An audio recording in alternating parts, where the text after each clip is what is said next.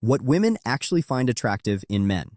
The biggest mistake guys make when trying to be more attractive to women is that they think about it from a guy's point of view, not from how women actually see things. I'm going to tell you everything women find attractive in men. And no, it's not the obvious stuff like money and status you always hear on social media. I'm dropping the real blueprint to becoming an OG in attractiveness as a man. So don't miss a second of this video. If this already sounds like something you need, hit that subscribe button and give this video a thumbs up. And without further ado, let's jump right into it. I recently conducted an experiment where I asked a bunch of women if they could go out on a date with me. And their replies are something that sparks interest. Would you go on a date with me? I would go. Would you go out on a date with me? If you buy me a flower. Would you go on a date with me? No. I'm not mentally prepared. If something comes up, I'm okay with anything. Date with me. Come on up. Probably date you even like regardless of height. Okay? What women find attractive can be really different from person to person. You see, men care about the lyrics while women care about the rhythm. So, it's important to play a good song for women.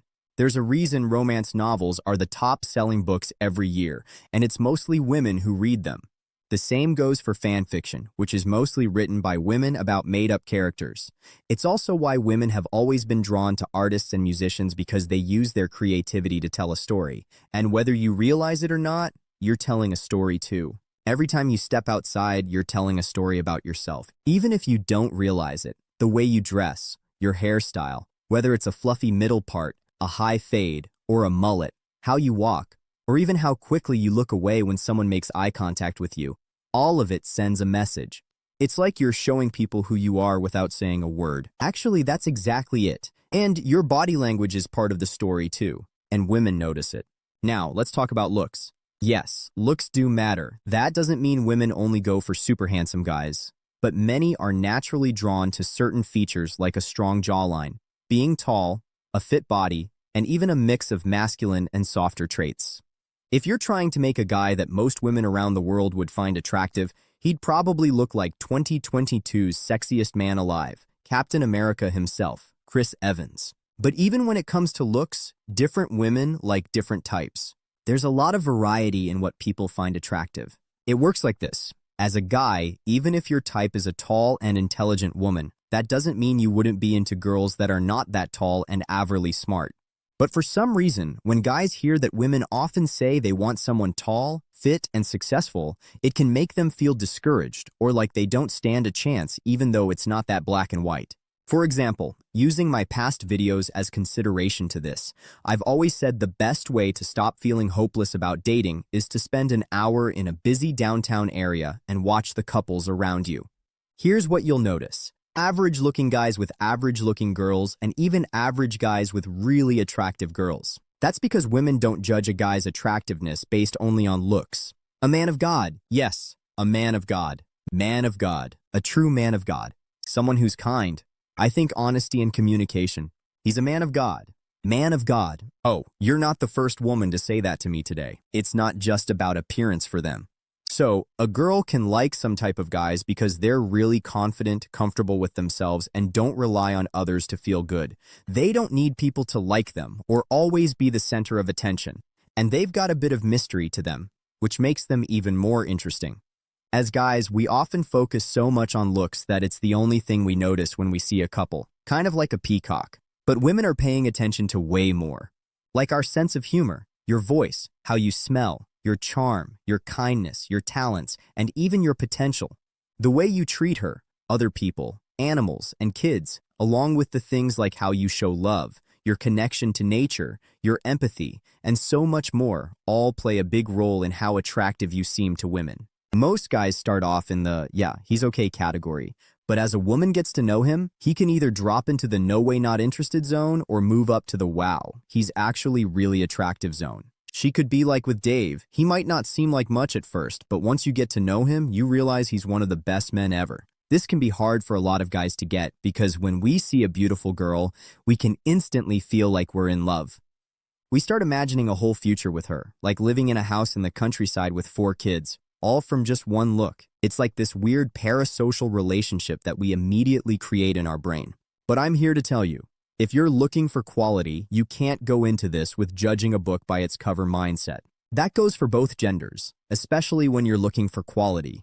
Now that girl's response brings me to three things that really matter when women look at guys: height, income, and status. You've probably heard the saying 6 feet tall, six-figure salary, and a six-pack. 666. This is all relative, meaning most women just want a guy who's taller than they are, not necessarily super tall. The same goes for income and status. Stats show that in most couples, the guy is usually just a few inches taller than the woman and makes a bit more money, not some huge difference in the median. Most people don't actually know what 6'T tall or six figures really look like. So if you're a little taller than her and earn a little bit more, you're probably doing just fine. I agree with the red pill community in lots of aspects of male self-improvement to garner the gaze of women in general. However, if your type is a big titty goth girlfriend, for example, that stays at home and plays Valorant all day, do you think she would be attracted to that guy? It's all relative. Now let's talk about wide appeal versus niche appeal. There's this cheesy saying, you could be a whole garden of roses and still someone will prefer weeds. It's true. No matter how great you are, not everyone's gonna like you. But a lot of advice for men about being more attractive makes it seem like you have to try to please everyone. And that's just not realistic. I would know. I've been on the internet for a long time now. Some things are always good, like having good hygiene, clear skin, staying in shape. But trying to be attractive to everyone is like trying to be the McDonald's of men. Kind of generic and safe. Instead, be like French cuisine. Not for everyone, but special to the people who love it. Find your style, your vibe, and own it. For example, if you're a hiker, you'll naturally find female hikers very attractive, and you'll try to create your spec around them. And if you find a particular spec attractive, then you become that spec.